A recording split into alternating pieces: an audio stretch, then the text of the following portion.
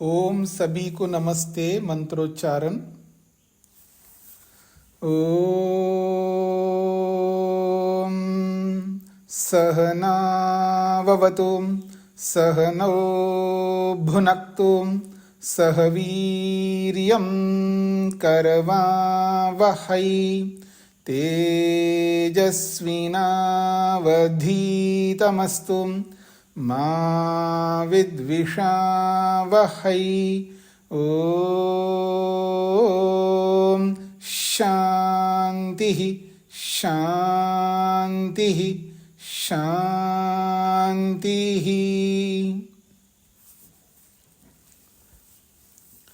वेदांत दर्शन की कक्षा संख्या 56 है।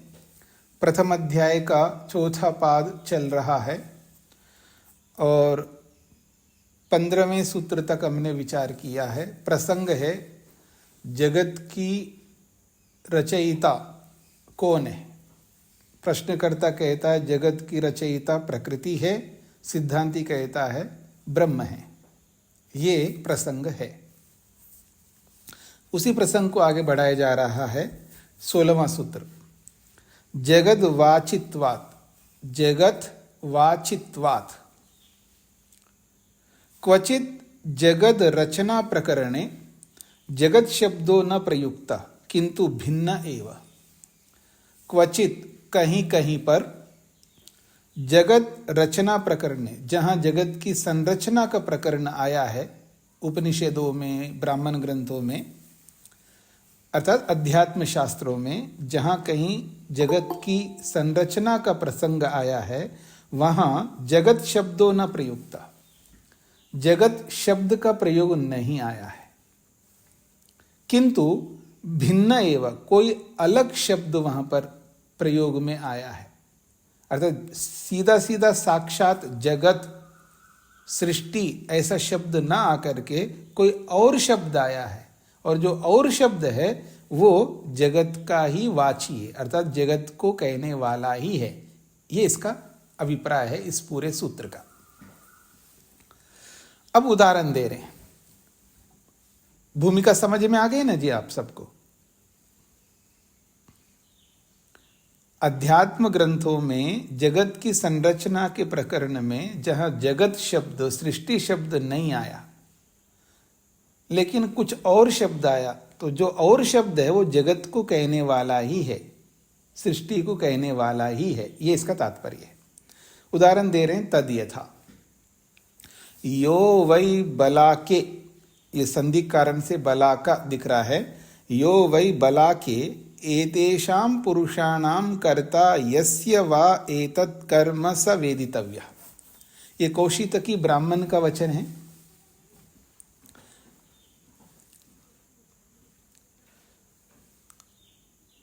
बलाके, बलाकी शब्द है, बाला, बालाकी, बालकी ऐसा भी कह सकते हो आप।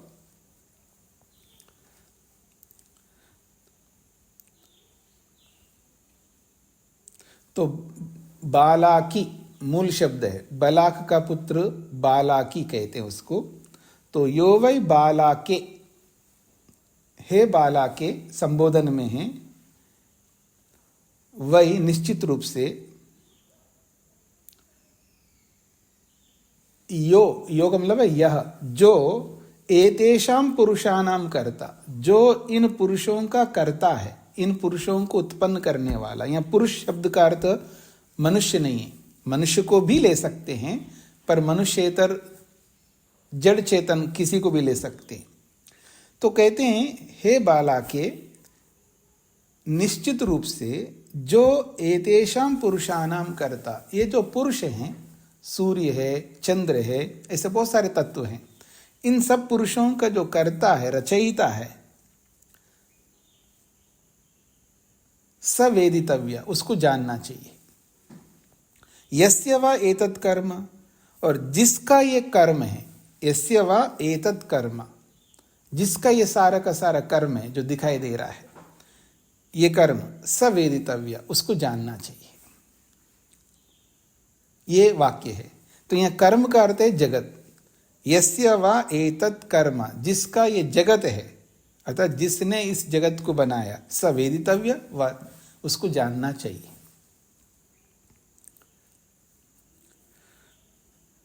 अब इस कौशितकी ब्राह्मण का जो वचन दिया है, अब इस वचन में जो कर्म शब्द आया है उसको लेकर के बताया जा रहा है। अत्र कर्म शब्द प्रयुक्ता, यहां इस वचन में कर्म शब्द का प्रयोग आया है।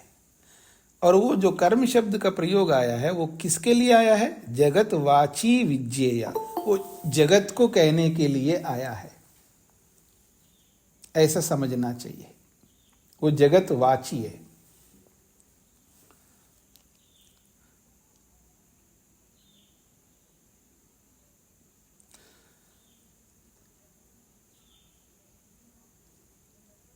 स्पष्ट हो रहा है जी यहां तक? कहते हैं तस्मात्, इसीलिए, तस्य जगत वाचित्वात्, उस कर्म शब्द के जगत को बताने के लिए होने से, तत्कर्मणः जगद रूपस्य यः कर्ता, उस तत्कर्मणः, उस कर्म कर्ता, जगद रूपस्य कर्मणः, जगत के रूप में जो कर्म है उसका, यह कर्ता, जो बनाने वाला है। अत्र वेदितव्य, उसको वेदितव्य अर्थात जान लेना चाहिए, उसको समझना चाहिए वो कौन है। तो अत्र वेदितव्यत्वेन उपदिष्टा, उसको जानने के योग्य के रूप में यहां उपदेश किया है इस प्रमाण में। अत्र वेदितव्यत्वेन उपदिष्टा, वेदितव्यत्वेन मतलब जानने के योग्य के रूप में, उपदिष्टा उपदेश किया है। और वो जिसको जानने के लिए उपदेश किया है वो कौन है? स परमात्मा अस्ति, वो वास्तव में परमात्मा है। स एव प्रस्तुतानां पुरुषाणाम अपि कर्ता विज्ञेयो न अन्य, स एव, वही जो है, प्रस्तुतानां पुरुषाणाम अपि कर्ता, प्रस्तुत पुरुषों का, अर्थात इस वाक्य में जो प्रस्तुत किया गया पुरुष, उन पुरुषों का कर्ता, बनाने वाला है, ऐसा विज्ञेय, जान लेना चाहिए। न अन्य, उसके अतिरिक्त, उस परमात्मा के अतिरिक्त और कोई नहीं हो सकता।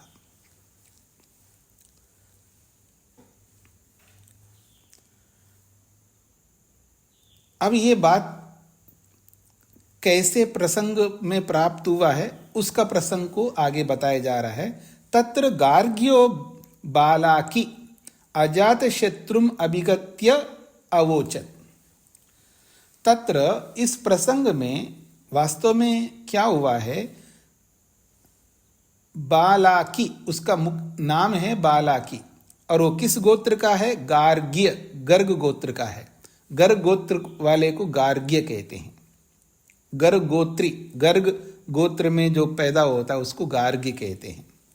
तो गार्ग्यो बालाकी, गार्ग्य गोत्र का व्यक्ति, जो बालाकी नामक व्यक्ति है, वो अजात शत्रु अभिगत्य, एक और है जो अजात शत्रु, यानी वो राजा था अजात शत्रु, उस अजात शत्रु अर्थात उसका कोई शत्रु नहीं है, सबसे वो प्रेम करता है, सबको जीत लिया उसने और राज्य ठीक चलाता है, इसलिए वो अजात शत्रु कहलाता है।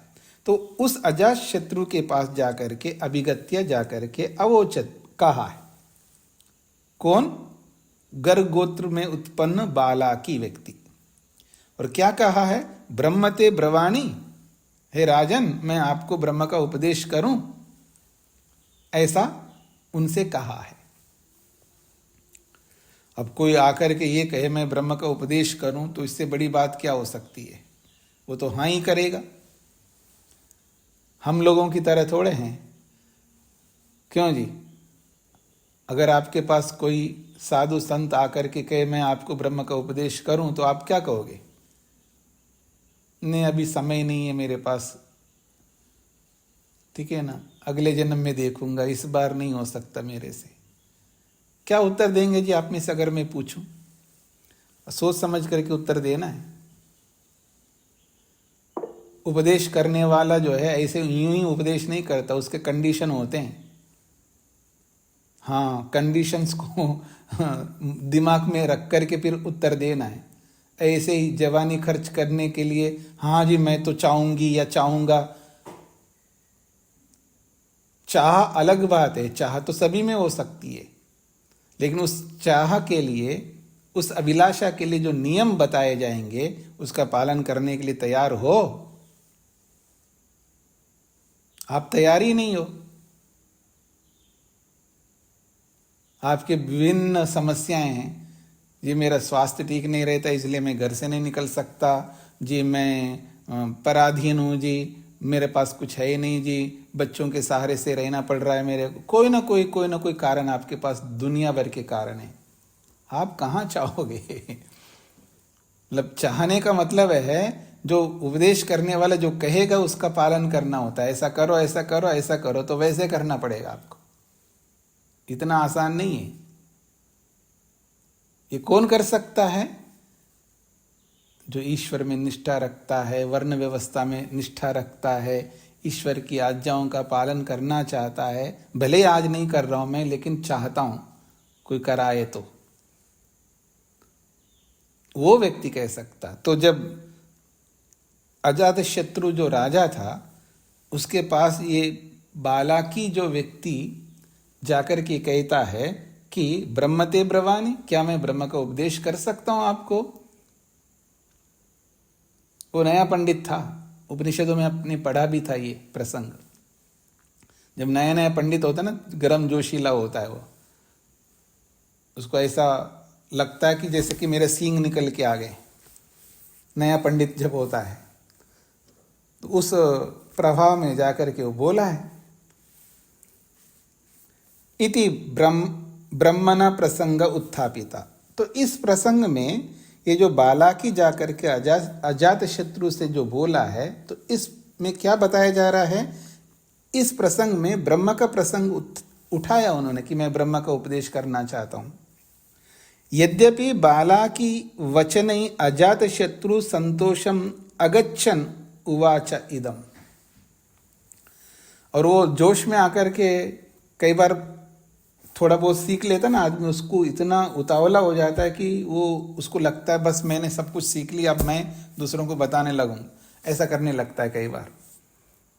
निहाल हुए बिना, तृप्त हुए बिना कई बार ऐसा लोग कर लेता है जोश में आकर के। तो कहते हैं बालाकी, यद्यपि बालाकी वचने, उस बालाकी नामक व्यक्ति के उस उपदेश से अजात शत्रु, वो जो राजा अजात शत्रु है, संतोषम अगच्छन, संतोष को प्राप्त ना होकर, अर्थात तृप्त ना होकर, मतलब जो उपदेश करना चाहो उपदेश ऐसा निकला कि जितना वो अजात शत्रु जानता है ना, उससे भी कम जानता है वो उपदेश करने वाला। तो संतोषम अगच्छन, संतोष को प्राप्त ना होता हुआ, उवाचा इदम, फिर उस बालाकी से अजात शत्रु कहता है, क्या कहता है? मृषा वै खलु मां संवदिष्ठा ब्रह्मते ब्रवानी। अरे मृषा कहते मतलब मिथ्या, मृषा का अर्थ है मिथ्या। मृषा वै खलु मां संवदिष्ठा, तुमने तो मां मुझको, खलु निश्चित रूप से, वै खलु ये दोनों निश्चित अर्थ को कहेंगे। वै खलु निश्चित रूप से, मां मुझको तुमने, मृषा संवदिष्ठा झूठ बोला, ब्रह्मते ब्रवानी ब्रह्म का उपदेश करता हूं ऐसा जो तुमने बोला मुझसे, तो तुमने तो झूठ बोला है, क्योंकि तुमने ब्रह्म का तो उपदेश दिया ही नहीं मेरे को। जो भी उपदेश किया है वो ब्रह्म तो है ही नहीं। ये इसका तात्पर्य है। यो वै बालाके एतेषां पुरुषाणां कर्ता यस्य वा एतत् कर्म स वेदितव्य। वै निश्चित रूप से, बालाके, हे बालाके, यो जो एतेषां पुरुषाणां कर्ता, इन पुरुषों का जो रचयिता है, जिन पुरुषों की चर्चा आपने की है, इन पुरुषों का जो कर्ता है, रचयिता है, यस्य वा एतत् कर्म, और जिसका ये जो संसार जो है कर्म बना हुआ, कर्म के रूप में संसार बाहर सामने आया, स वेदितव्य, उसको जानना चाहिए, ऐसा तुमने जो उपदेश किया है, पर उसका तो आपने उपदेश किया नहीं है, उस ब्रह्म का। जिसका उपदेश किया वो ब्रह्म है ही नहीं है, याद आ रहा है जो आप लोग उपनिषद में पढ़ा था आपने? ये प्रसंग है। तथा अपि अत्र आदित्य पुरुषाणाम कर्ता। अब वो ये जो पुरुषाणाम कर्ता का है ना, वो पुरुष कौन है? तो कहते हैं आदित्य आदि। आदित्य कहते हैं सूर्य, और आदि तो चंद्र, अग्नि, विद्युत, ऐसे बहुत सारे हैं पुरुष। इन सब आदित्य आदि इन पुरुषों का जो कर्ता रचयिता है, यस्य वा एतत् कर्म, और जिसका ये जगत कर्म है, जो कि जगत रूपम, जगत रूप में है कर्म, सवेदितव्य, उसको जानना चाहिए, उसको समझना चाहिए। इति कथने, ऐसा जो कथन किया है, तो इस कथन में क्या बताया गया है? तम परमात्मानं विहाय न कश्चित अन्यो भवितुमर्हति। इस पूरे कथन में तुम किसका उपदेश करना चाह रहे हो? उस परमात्मा को ही तो उपदेश करना चाह रहे हो ना। उस परमात्मा के अलावा और किसका उपदेश करना चाह रहे हो, जिसको आप समझना चाहते हैं, समझाना चाहते हैं? तो कहते हैं तम परमात्मानं विहाय, उस परमात्मा के सिवाय, उसके बिना, न कश्चित अन्य भवितुमर्हति, और कोई वस्तु हो नहीं सकती है। अर्थात इस पूरे प्रसंग में परमात्मा का ही तो उपदेश करना चाह रहा था ना बाला की, अजातशत्रु को। तो प्रसंग किसका है? परमात्मा का है। और वो परमात्मा कौन है? इन सब पदार्थों का रचयिता है, जिसको जानने की बात बालाकी ने अजातशत्रु को कहा। तो इन सब बातों में क्या निकल के आ रहा है? प्रकृति सृष्टि रचयिता है, ये निकल के आ रहा है। वो जिसको जानना चाहिए वो सृष्टि रचयिता निकल के आ रहा है। तो इससे सृष्टि रचयिता ब्रह्म निकल के आ रहा है, ये कहना चाहते हैं। सूत्रार्थ, जहां कहीं अध्यात्म शास्त्रों में, जहां कहीं अध्यात्म शास्त्रों में, जहां कहीं अध्यात्म शास्त्रों में, जहां कहीं अध्यात्म शास्त्रों में जगत की उत्पत्ति के प्रसंग में, जगत की उत्पत्ति के प्रसंग में, जगत की उत्पत्ति के प्रसंग में, जगत की उत्पत्ति के प्रसंग में जगत शब्द का प्रयोग न होने पर भी, जगत शब्द का प्रयोग न होने पर भी, जगत शब्द का प्रयोग न होने पर भी,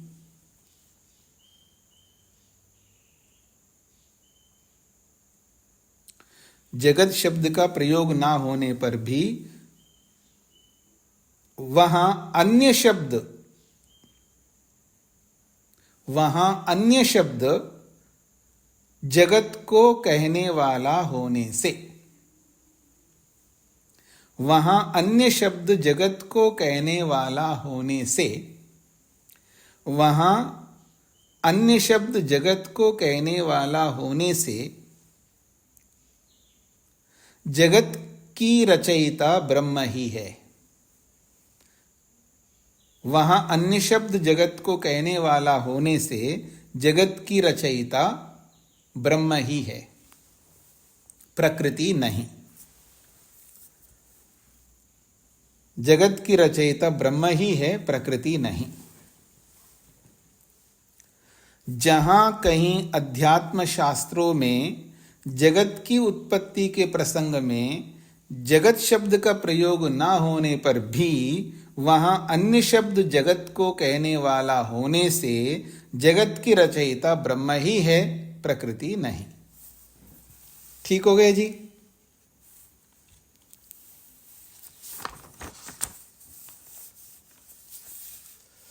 अब इस पर प्रश्न उपस्थित करता है और उसका समाधान भी करता है। तो 17वें सूत्र में प्रश्न और उत्तर दोनों आ रहे हैं। जीव मुख्य प्राण लिंगान नेति चेत तद व्याख्यातम। जीव मुख्य प्राण लिंगात न इति चेत तद व्याख्यातम। स्मरण आ रहा है जी? इस प्रकार का सूत्र पहले कहीं आया हो? कौन बताएंगे जी? हाँ जी, नीरजा जी। नमस्ते स्वामी जी। पहले पाद में है ये 31वां सूत्र है। ठीक है जी, बिल्कुल ठीक है। तो जीव मुख्य प्राण लिंगात न इति चेत तद व्याख्यातम। जीव मुख्य प्राण लिंगात न, प्रश्नकर्ता कह रहा है तत्र प्रकरणे,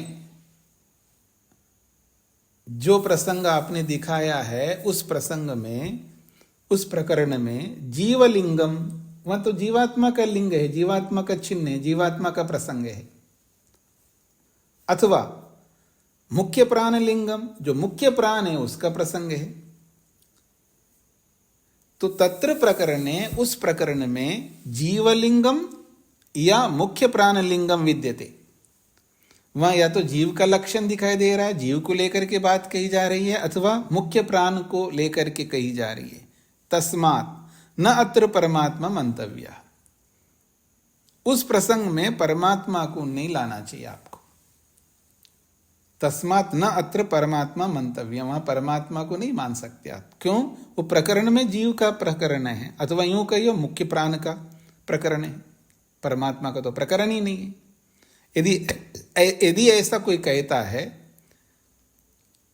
उस बात को ध्यान में रख करके बोला जा रहा है तस्मात् न अत्र परमात्मा मंतव्य, इसलिए इस प्रसंग में परमात्मा को नहीं लाना है, न परमात्मा को मानना चाहिए। किंतु जीवो मंतव्यो, जीव को मानना चाहिए। वा अथवा मुख्य प्राणो मंतव्य, मुख्य प्राण को मानना चाहिए। या तो जीव को मानो या मुख्य प्राण को मानो। वहां परमात्मा का प्रसंग क्यों जबरदस्ती ला रहे हो? यह प्रश्नकर्ता का प्रश्न है। और प्रश्नकर्ता यूं ही नहीं बोल रहा है, वो प्रमाण दे रहा है। जीवलिंगम यथा, जीव का लिंग, जीव का चिन्ह, जीव का प्रसंग कैसा है वो बता रहे हैं। तद यथा, जैसा कि श्रेष्ठी स्वैर भुंक्ते यथा वा स्वाह श्रेष्ठिनम भुंजन्ति, एवमेव एषा प्रज्ञात्मा एतै आत्मभि भुंक्ते एवमेव एते आत्मनः एतम आत्मानं भुंजन्ति। ये भी उसी कोशितकी ब्राह्मण का प्रसंग है और बहुत महत्वपूर्ण प्रसंग है, समझने का यत्न करिए। तद यथा, जैसा कि, तद यथा जैसा कि, श्रेष्ठी, श्रेष्ठी समझते हैं जी? कभी कभी मैं हंसी में बोलता हूं, किसी का पेट निकल के आए ना, हाँ जी सेठ जी बताइए क्या हाल है।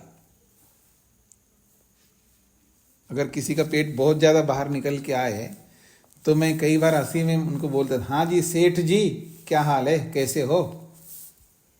क्यों सेठ बन रहे हो? ब्रह्मचारी होकर के सेठ बनते हो? व्यायाम करो, मेहनत करो, पुरुषार्थ करते हो, पेट क्यों निकलता है? तो श्रेष्ठी का मतलब कौन है जी? श्रेष्ठी धनवान, ऐश्वर्यवान। धनवान को, ऐश्वर्यवान को, ऐश्वर्यों से लबलबाने वाले व्यक्ति को, ऐश्वर्यों से परिपूर्ण व्यक्ति को श्रेष्ठी कहते हैं। तो कहते तद यथा श्रेष्ठी, जैसे श्रेष्ठी जो साधनों से संपन्न होता है, जो साधन संपन्न होता है। हाँ जी, साधन संपन्न समझते हैं जी आप?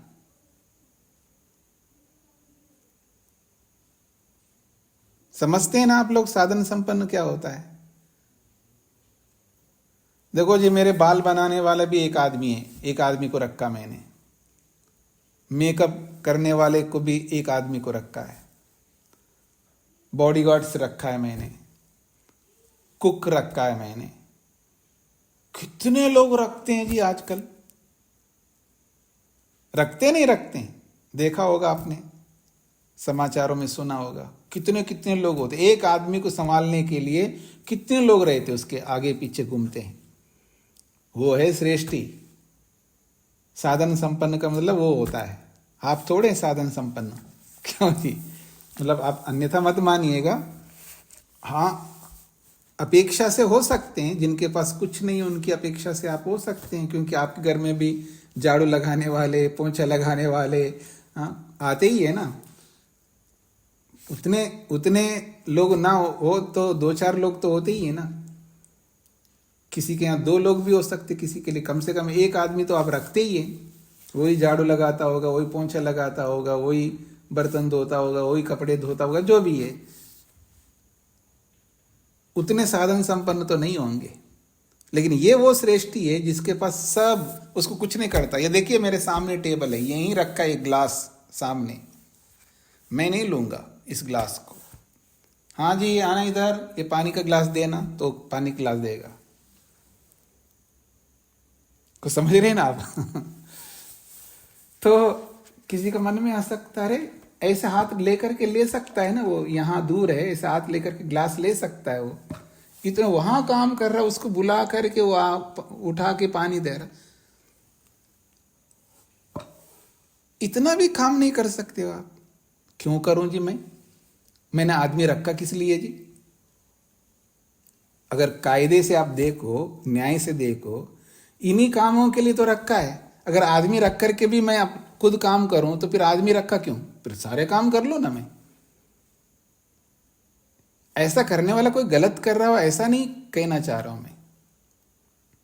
हाँ, गलत तब हो सकता है, वो इतने आदमी को रखकर, कौन रखता है जी? जिसके पास बहुत सारे काम हो, वो व्यस्त रहता हो, उसके पास ये सब कामों को करने के लिए समय नहीं हो।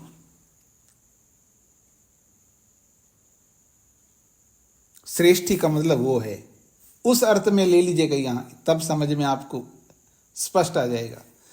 तद यथा श्रेष्ठी, जैसे श्रेष्ठी क्या करता है जी? स्वई भुंगते, स्वई का मतलब अपने लोगों के बहुत सारे नौकर चाकरों के माध्यम से भुंगते, भोग करता है, सुख लेता है, आनंद लेता है। स्वही भुंगते, स्वई का मतलब है अपने जो निकटस्थ उसके सेवक आदि लोग होते हैं उनके माध्यम से भुंगते, वो भोगता है। क्या आनंद लेता है व्यक्ति।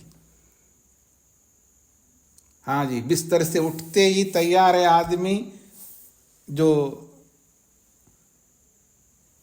वो जो चप्पल पहनवाता है ना व्यक्ति, जो चप्पल पहनवाता है, एक चप्पल पहनवा रहा है, पर उठ करके जाता है तो एक व्यक्ति ब्रश में वो लगा करके दे रहा है पेस्ट। मतलब श्रेष्ठी का मतलब ऐसा होता है जी, कितने लोग हो उसके काम करने के लिए, उसको कुछ नहीं करना पड़ता है। कपड़ा भी खुद नहीं पहनेगा, पहनवाने वाले कपड़े पहनवा रहे हैं, ऐसा जूते पहनवा रहे हैं, कपड़े पहनवा रहे हैं, कितने लोग लगे रहते हैं, ऐसा वो श्रेष्ठी होता है। वो अपने लोगों के माध्यम से भूंगते, भोग कर रहा है। एक बात, यथावा अथवा दोनों प्रकार से होता है। यथावा स्वाहा श्रेष्ठिनम भुंजंती, स्वाहा, अब उसके जो भी नौकर चाकर लोग हैं, जितने भी लोग काम कर रहे उसके पास में, वो है स्वाहा, श्रेष्ठिनम भुंजंती, उस श्रेष्ठी को भोगते हैं। उसी के सहारे से तो जी रहे हैं वो लोग, वही तो रोजगार दे रहे हैं ना एक प्रकार से।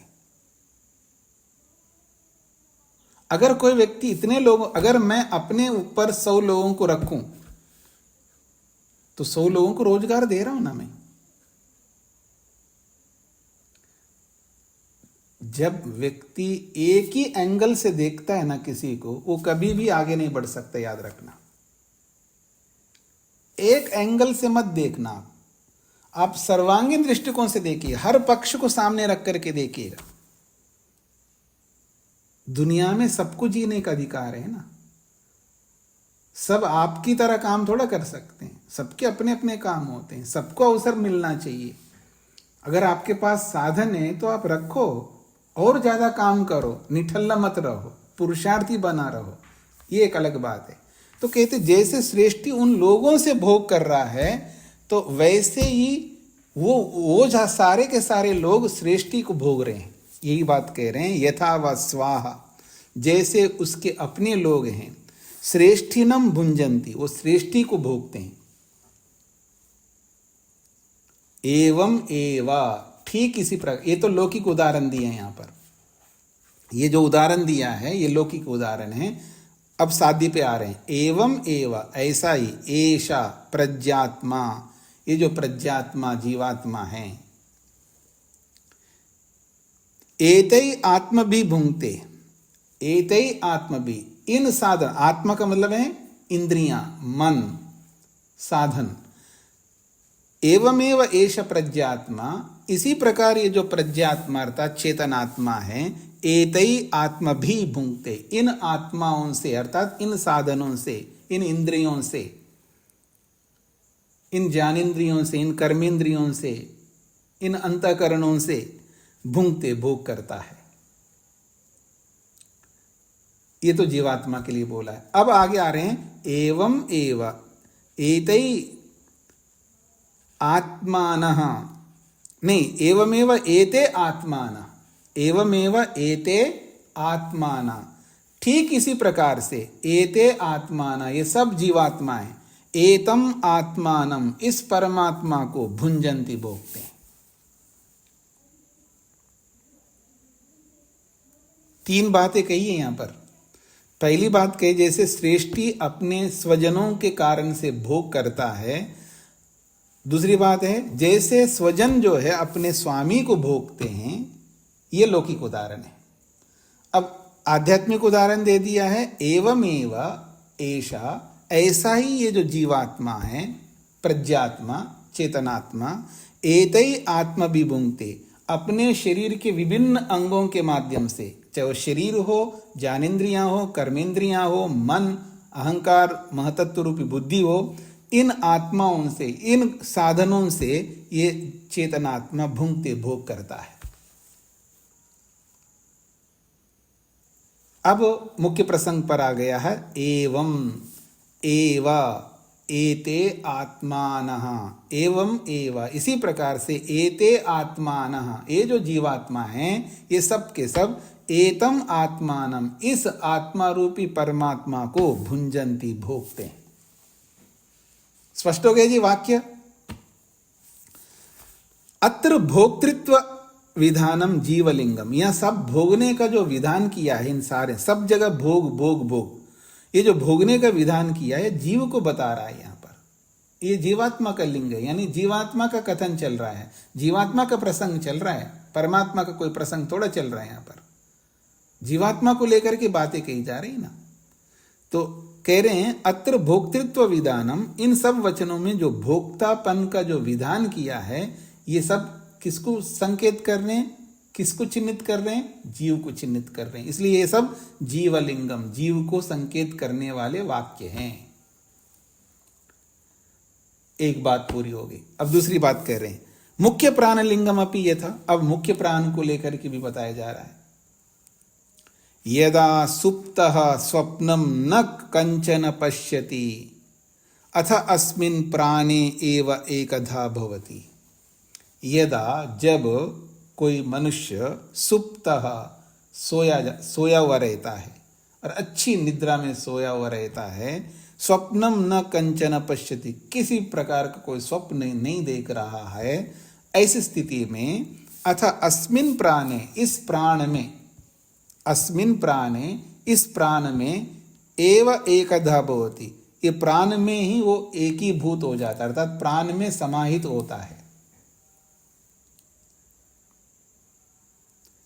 तो स्वापकाले प्राणेषु एव बाह्यवृत्ति समाप्तिर्भवति इति। स्वापकाले, निद्रा के काल में, जो सुषुप्ति रूपी निद्रा है, उस निद्रा के काल में प्राणेषु एव, प्राणों में ही बाह्य प्रवृत्ति समाप्ति, जब प्राणों में एकीभूत हो जाता है जीवात्मा, तो बाह्य प्रवृत्ति समाप्तिर्भवति, बाहर की प्रवृत्ति समाप्त हो जाती है। बाहर कोई चेष्टा नहीं कर रहा होता, सोया हुआ व्यक्ति बाहर की कोई चेष्टा थोड़ा कर रहा होता है। तो जब बाह्य प्रवृत्ति समाप्त होती है, तो उस निद्रा काल में वो प्राण में एकीभूत हो जाता है, अर्थात प्राण में स्थित होता है वो। तो यहाँ जो प्राण में स्थित होता है, जो बोला गया है, ये कौन प्राण है? मुख्य प्राण लिंगम अस्ति, ये मुख्य प्राण को लेकर के कह रहा है।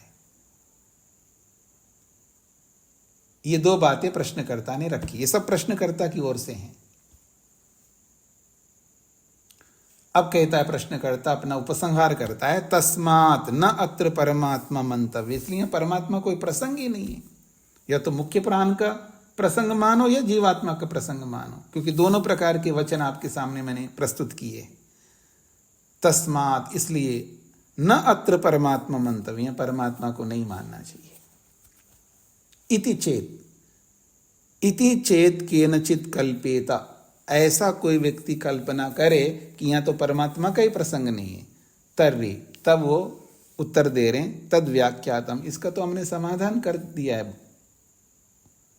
जिसका समाधान हमने कर दिया, वापस उसी प्रसंग को नहीं उठा सकते आप। जो प्रश्न करता, जिस प्रश्न को रखता तो उसका समाधान किया था, फिर घुमा फिरा करके उसी प्रश्न को दोबारा नहीं ला सकता। इसलिए कह रहे हैं तद व्याख्यातम, इसकी तो हमने व्याख्या करके बताया। कहाँ बताया जी? पूर्वम ही एतावद अंशकम प्रकरणम व्याख्यातम, पहले ही इस अंश को लेकर के, इस प्रकरण को लेकर के व्याख्यातम, हमने व्याख्या की है। तद्वद अत्रापि व्याख्यातम विज्ञेयम, उसके समान यहाँ पर भी व्याख्या की गई है, ऐसे समझ लेना चाहिए। कहाँ व्याख्या की है? तो बता रहे हैं इसी वेदांत दर्शन के पहले अध्याय के ही पहले पाद के 31वां सूत्र है। वो थोड़ा निकाल के देखिएगा 31वां सूत्र।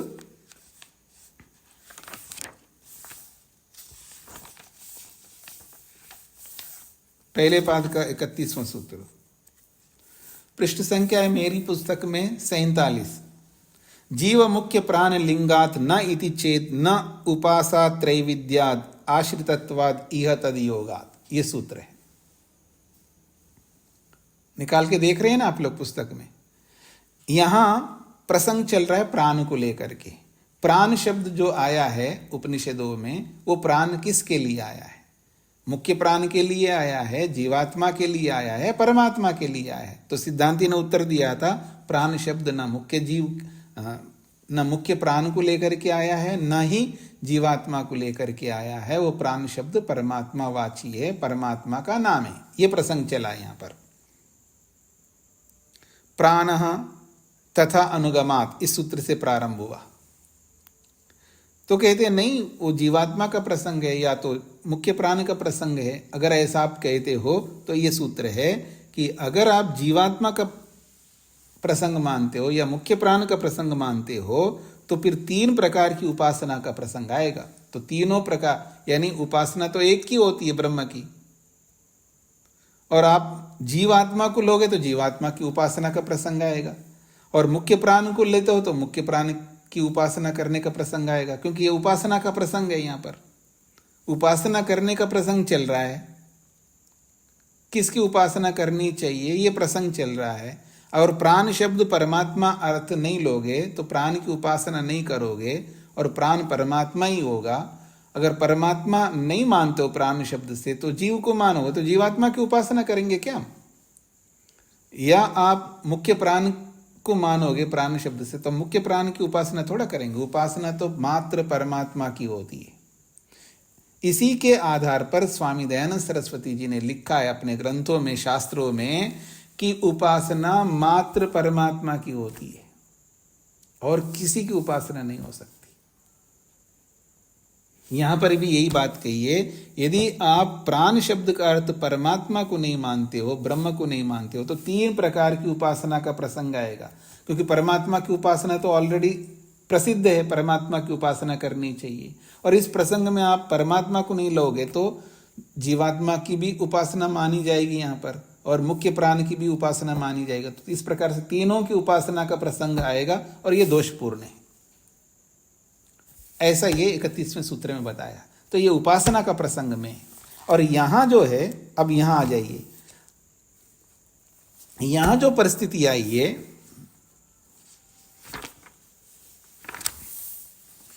यहां उपासना का तो प्रसंग नहीं, यहां है सृष्टि रचयिता का प्रसंग है।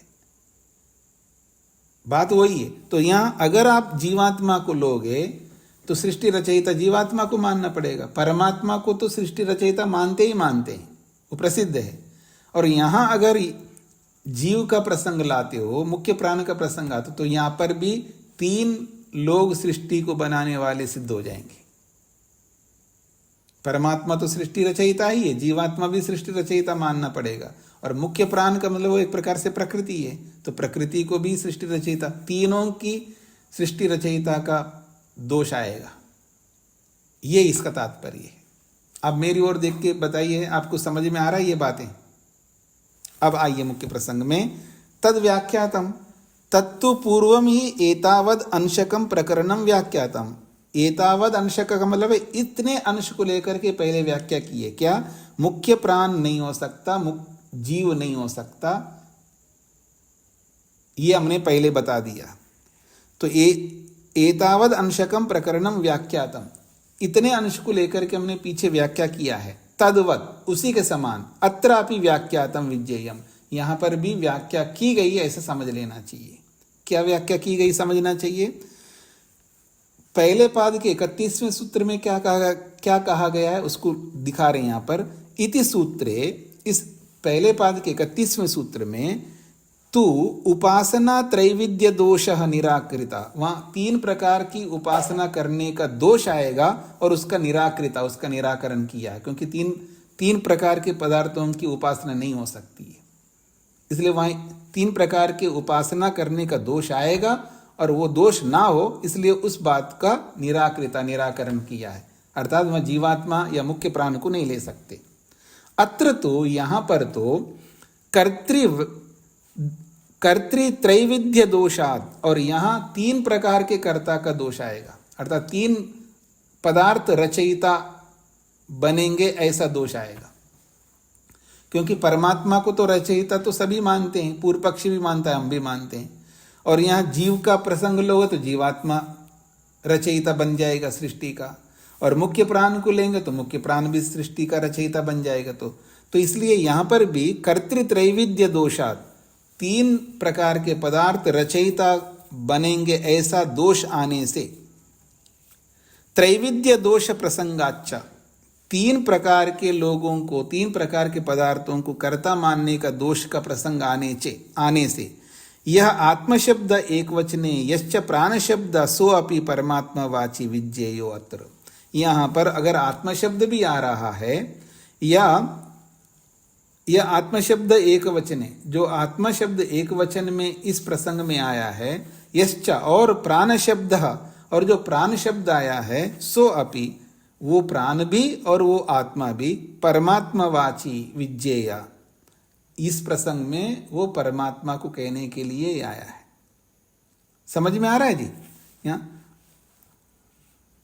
आत्मानम भुंजंती, एक वचन में है ना, आत्मानम, आत्मा को भोगते हैं।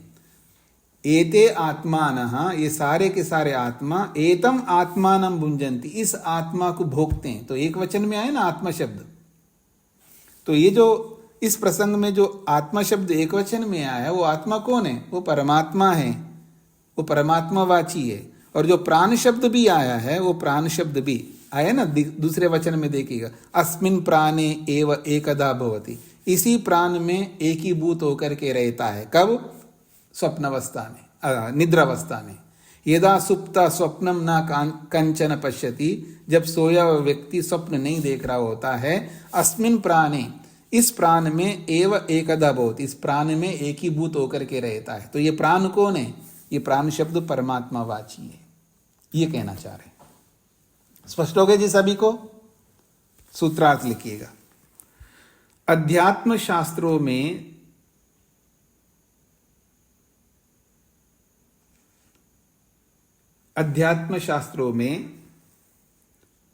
सृष्टि रचयिता प्रकरण में, अध्यात्म शास्त्रों में सृष्टि रचयिता प्रकरण में, अध्यात्म शास्त्रों में सृष्टि रचयिता प्रकरण में, अध्यात्म शास्त्रों में सृष्टि रचयिता प्रकरण में जीवात्मा और मुख्य प्राण के चिन्ह उपलब्ध होने से, जीवात्मा और मुख्य प्राण के चिन्ह उपलब्ध होने से, जीवात्मा और मुख्य प्राण के चिन्ह उपलब्ध होने से, जीवात्मा और मुख्य प्राण के चिन्ह उपलब्ध होने से ब्रह्म को नहीं मानना चाहिए, ब्रह्म को नहीं मानना चाहिए। ऐसा कोई कहे तो, ब्रह्म को नहीं मानना चाहिए ऐसा कोई कहे तो नहीं कह सकते। ब्रह्म को नहीं मानना चाहिए ऐसा कोई कहे तो नहीं कह सकते।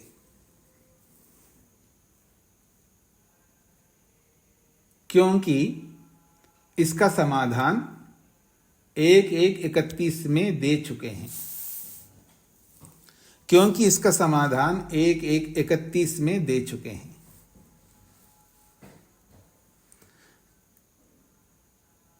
नहीं कह सकते क्योंकि इसका समाधान 1-1-31 में दे चुके हैं। अध्यात्म शास्त्रों में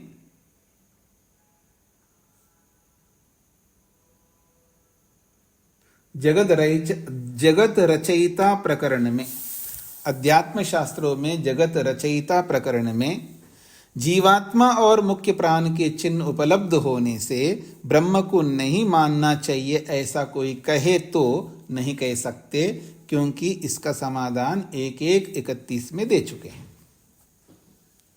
ठीक हो गए जी। आगे बढ़ता हूं। 18वां सूत्र, अन्यार्थ तो अजीत जी को क्या कहना है?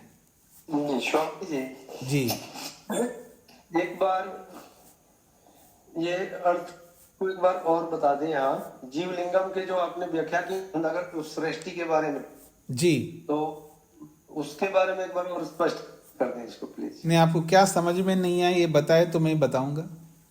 सृष्टि साधन संपन्न है, उसके पास उपचार है, लेकिन इसके बाद जो इसके कोर्ट में कहना चाह रहे हैं वो क्लियर नहीं हुआ। ऐसा कहा है जैसे सृष्टि जो है आनंद भोगता है, कैसे भोगेगा? वो अपने अनुचरों के माध्यम से आनंद भोगेगा। यहां तक समझ में आ गया? और अनुचर भी आनंद भोगते हैं सृष्टि के कारण से। ये लौकिक उदाहरण हो गया। अब अध्यात्म उदाहरण क्या है? जीवात्मा जो है वो भी आनंद भोगता है। कैसे भोगता है? अपने अनुचरों, अनुचर कौन है? शरीर है, इंद्रियां हैं, मन है, अहंकार है, बुद्धि है। तो इन अनुचर रूपी साधनों से भी जीवात्मा आनंद भोगता है। ठीक इसी प्रकार से, जैसे ये दो उदाहरण हैं, जैसे लौकिक उदाहरण और शरीर और आत्मा का उदाहरण, ठीक इसी प्रकार से ये जो जीवात्मा है, ये जीवात्मा परमात्मा को भोगता है। ये कहना चाहा इस वाक्य में। तो यहां भोगना भोगना भोगना भोगना दिखाया है, तो ये भोगने वाला कौन है? जीवात्मा है। तो किसको बताया जा रहा है? जीवात्मा को बताया जा रहा है, ना कि परमात्मा को। ये प्रश्नकर्ता का कहना है। ठीक है सर। हाँ जी, प्रेम कुमार जी को क्या कहना है?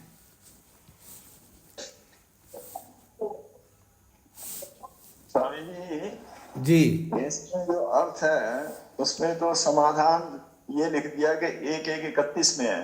जी, सारा जो सूत्र है प्रश्न में ही है, पूरा सूत्र। समाधान तो बताया नहीं, सिर्फ 1-1-31 ही बता दिया। तो अब तक रामायण क्या सुना है जी आपने? इतना रामायण मैंने विस्तार से सुनाया था, तो आपने क्या सुना है?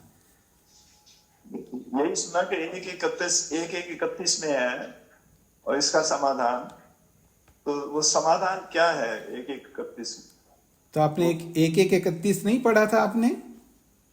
पढ़ा था, फिर वो मतलब अब याद नहीं है उसको। अच्छा, याद नहीं है तो आपका क्या कर्तव्य बनता है बताइए? अगर आपको याद नहीं है तो आपका क्या कर्तव्य बनता है? मेरे से पूछना कर्तव्य बनता है, उसको दोबारा सुनना कर्तव्य बनता है।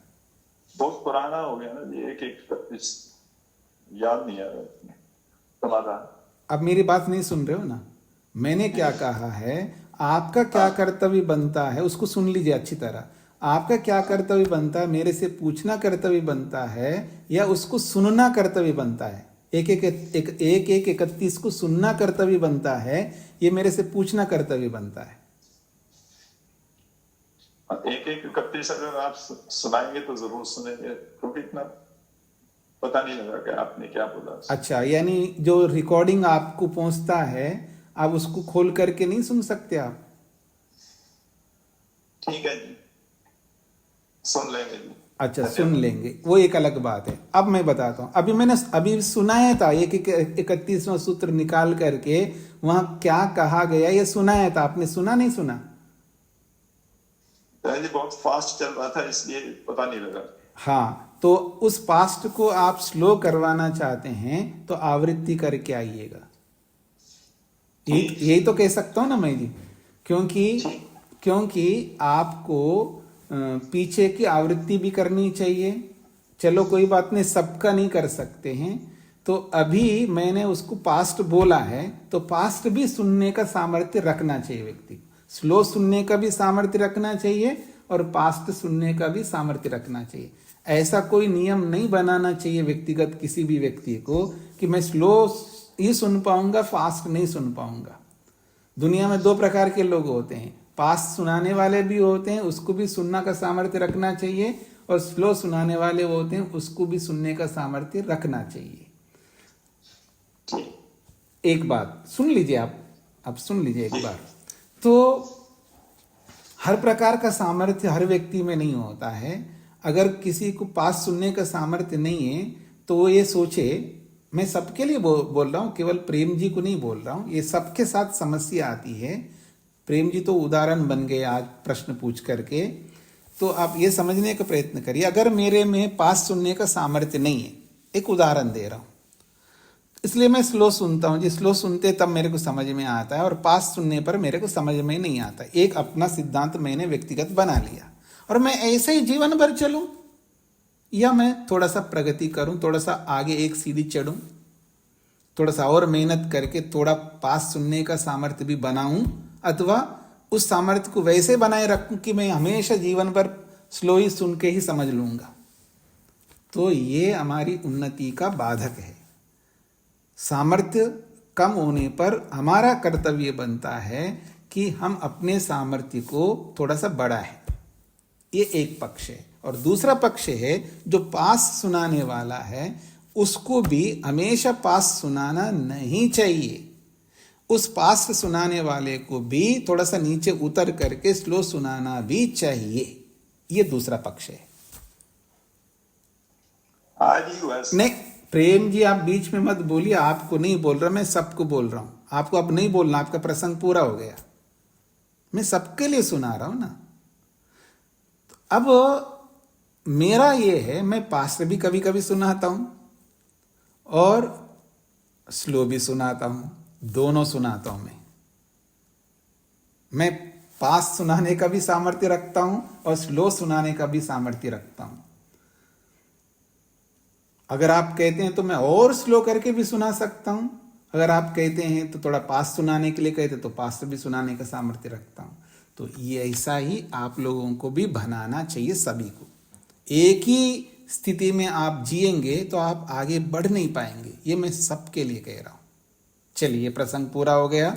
हाँ जी, जय नारायण जी को क्या पूछना है? नमस्ते स्वामी जी। ये सूत्र में यदा सुप्त स्वप्न न कंचन पश्यति, वो कोटेशन कौन सा उपनिषद का है? ये उपनिषद नहीं है, ब्राह्मण का है। कौशितकी ब्राह्मण है। हाँ जी, हाँ ब्राह्मण ग्रंथ का है। जी जी। सरिता जी को क्या कहना है? स्वामी जी नमस्ते। ये 16वें सूत्र को थोड़ा सा खोल के मुझे देखना था कि जगत अचित्वाद क्या चीज है, मतलब क्या इसका थोड़ा जगत वाचित्वाद, जगत को कहने वाला शब्द होने से, जो प्रसंग में जो कर्म शब्द आया है, ये कर्म शब्द जगत को कहने वाला होने से यहाँ जगत की संरचना परमात्मा ही करता है। ठीक है, ये प्रसंग चल रहा है। वाचित मतलब कहने वाला जी, जगत को कहने वाला, जगत को बताने वाला दूसरा शब्द है। सीधा एक होता है कि सीधा सीधा अगर मैं बोलूं पंकज, पंकज ना बोल करके मैं दूसरा एक शब्द ले आऊंगा। अब वो दूसरा शब्द जो है वो पंकज, अर्थात मैं मान लीजिए कमल शब्द मेरे को सीधा सीधा बोलना है, कमल, और कमल शब्द सीधा ना बोल करके दूसरा शब्द बोल दूं मैं, तो वो जो दूसरा शब्द है वो कमल को ही कहने के लिए प्रयोग किया है। ऐसा ही यहां समझ लेना, सीधा सीधा जगत शब्द का प्रयोग नहीं आया, लेकिन दूसरा शब्द आया है। वो जो दूसरा शब्द है वो जगत को ही बताने वाला है, और जो जगत को बता रहा है, जगत को बनाने वाले के लिए बोल रहा है, तो जगत को बनाने वाले को जानना चाहिए। तो कोई सोचे जगत शब्द तो है ही नहीं, ये जो शब्द आया ना कर्म शब्द, ये जगत को ही कह रहा है, और उस जगत रूपी कर्म को जो जिसने प्रस्तुत किया है उसको जानना चाहिए। वही रचयिता है, न कि प्रकृति है। ये प्रसंग है यहाँ पर। ठीक है जी। हाँ जी, समय तो समाप्त हो रहा। मैं सोच रहा था अगला सूत्र करूं, अगला सूत्र नहीं हो पाएगा। अब किसी का कोई प्रश्न हो तो पूछ सकते हैं। हाँ जी, नरेंद्र जी। नमस्ते स्वामी जी। जी स्वामी जी, कौशिक ब्राह्मण ग्रंथ कौन से वेद का? हाँ जी, ये कौशितकी ब्राह्मण कौन से वेद का है ये देखना पड़ेगा। ये उपनिषद में बालाकी का प्रसंग कहाँ पर आया जी? आप में से किसी को याद आया?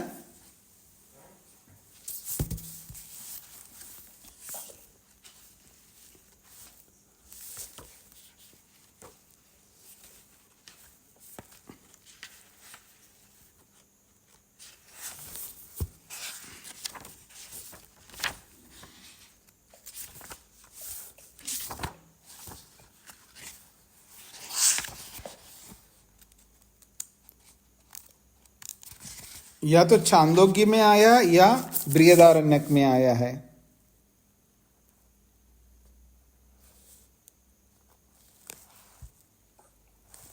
छांदोग्य में तो नहीं आया, जहाँ तक मेरे को याद है। अगर यदि मान लीजिएगा छांदोग्य में आ गया तो ये सामवेदी ब्राह्मण होगा, और बृहदारण्यक में यदि आया है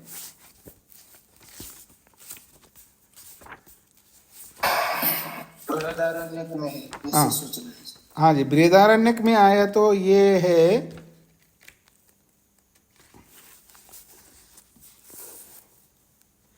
फिर यजुर्वेद का होगा,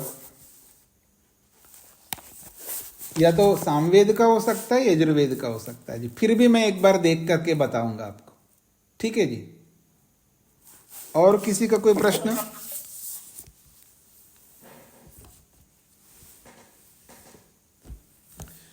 हाँ जी, और किसी कोई प्रश्न है? गायत्री जी।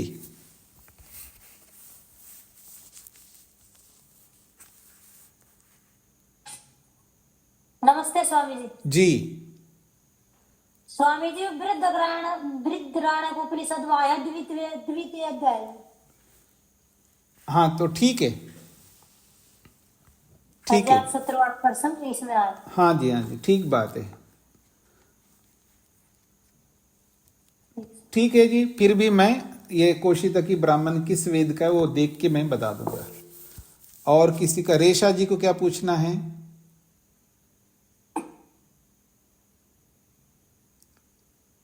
माइक खोलिएगा। फिर विद्वांस बता रहे तो ये यही कहा है कि जीव है, प्राण है और उपास्य देव है परमात्मा। नहीं, तीन दोष किस संदर्भ में बता रहे वो आपको समझना है ना। अच्छा। हाँ, उपासना के प्रसंग में तीन प्रकार का दोष का मतलब है तीनों की उपासना करने का दोष आएगा। उपासना तो एक ही होती है परमात्मा की, और उपासना एक ही होती है अगर आप जीवात्मा को भी उस प्रसंग में मानोगे, प्रकृति को भी मानोगे, तो फिर जीवात्मा की भी उपासना, प्रकृति की भी उपासना, परमात्मा की तो करते ही हैं। तो इन तीनों की उपासना करने का प्रसंग आएगा, और तीनों का हम नहीं कर सकते, तो ये दोष है। और यहाँ आज के पाठ में जो है रचयिता का प्रसंग है, सृष्टि की उत्पत्ति करने वाला का प्रसंग है। इस प्रसंग में अगर परमात्मा को तो सृष्टिकर्ता मानते ही है, और इस प्रसंग में अगर जीवात्मा को भी लाते हो, जीवात्मा का प्रसंग है मानते हो, या मुख्य प्राण का प्रसंग मानते हो, तो ये भी सृष्टिकर्ता बन जाएंगे। तो तीनों सृष्टिकर्ता बनने का दोष आएगा। जी धन्यवाद जी। तो जैसे, हाँ, जैसे प्रेम जी को भी समझना है कि 1:31 में वहां प्राण शब्द का अर्थ जीवात्मा का लेंगे या मुख्य प्राण का लेंगे या परमात्मा के लेंगे। परमात्मा का लेंगे ये सिद्धांति कहता है, और प्रश्नकर्ता कहता है नहीं, परमात्मा का अर्थ नहीं लेना प्राण शब्द से, वहां जीवात्मा का लेना है। जीवात्मा को भी प्राण कहते हैं और मुख्य प्राण को भी तो प्राण कहते हैं। तो अगर ऐसा करते तो वहां तीन की उपासना का प्रसंग आएगा। उस प्रसंग में वहां उपासना का प्रसंग है, तो तो वह प्राण का अर्थ आप परमात्मा को ना लेकर के जीवात्मा को लोगे तो जीवात्मा की उपासना करनी होगी, और मुख्य प्राण का अर्थ लेंगे वहां प्राण शब्द से तो प्रकृति की उपासना माननी होगी। तो 3 पदार्थों की उपासना का प्रसंग आएगा वहां पर, वह उपासना का प्रसंग था। वैसा ही उस जैसा ही प्रसंग यहाँ है, और यहाँ है सृष्टिकर्ता का प्रसंग। अगर सृष्टिकर्ता के प्रसंग में परमात्मा को ना लेकर के जीव को लोगे तो जीवात्मा सृष्टिकर्ता बन जाएगा यहाँ पर, और मुख्य प्राण को लोगे तो मुख्य प्राण सृष्टिकर्ता माना जाएगा। ये बात कही, इसलिए ये कहा है कि इसका उत्तर हमने दे दिया, जैसे वहां उत्तर दिया उसी जैसा उत्तर, वही उत्तर नहीं है, उसी जैसा उत्तर यहां समझना चाहिए, ये इसका तात्पर्य है। राजगोपाल जी को क्या पूछना है? जी आचार्य नमस्ते। यहाँ पर कौशितकी ये उपनिषद है या ब्राह्मण है? ब्राह्मण है। तो यजुर्वेद का जैसे हमारे शतपथ ब्राह्मण है वैसे ही है? हाँ, तो ब्राह्मण भी बहुत होते हैं ना। हाँ हाँ, जैसे चल रहा है शतपथ ब्राह्मण वैसे ही है, इसमें भी वैसे ही चलेगा? हाँ जी, ब्राह्मण ग्रंथ भी अलग अलग होते हैं। हाँ जी जी जी जी आचार्य, धन्यवाद। नितेश जी को क्या कहना है? नीतीश जी क्या कहते हैं, बोले कौशिक की ऋग्वेद का ब्राह्मण है। अच्छा, ऋग्वेद का, ठीक है, ऋग्वेद का होगा। जी जी ठीक है, आपने देखा होगा, ठीक है, मेरे को भी देख करके निश्चित करना था, आपने बता दिया तो अच्छी बात है, ऋग्वेद का है। ओम शांति शांति शांति।